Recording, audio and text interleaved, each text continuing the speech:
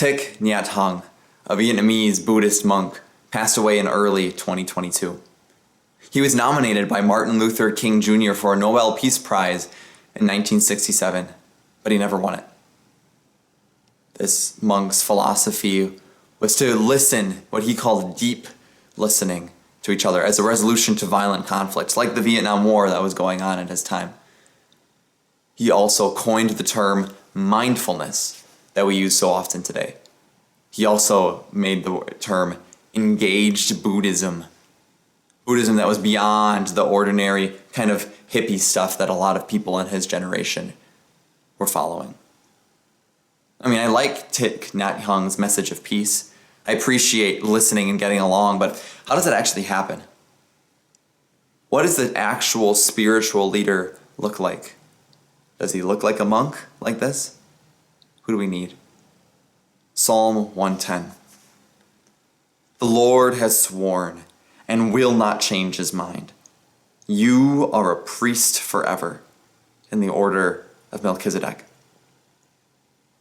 This psalm is a prophecy about Jesus. That Jesus, when the Messiah, the chosen one, the Savior would come, he wouldn't be like the priests that we know in churches today, or the priests in the first half of the Bible. He would be like a special priest, a priest named Melchizedek, who appears in the first book of the Bible, Genesis. Jesus wouldn't be a spiritual leader who would just teach peace, and this is how you do it, and this is how you achieve it. Nor would he be like a priest who sacrifices animals to forgive you. No. He would be a special priest. He would sacrifice himself.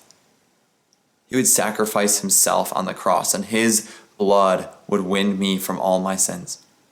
Knowing that I and everyone else are blood-bought souls of Jesus, that allows me to listen.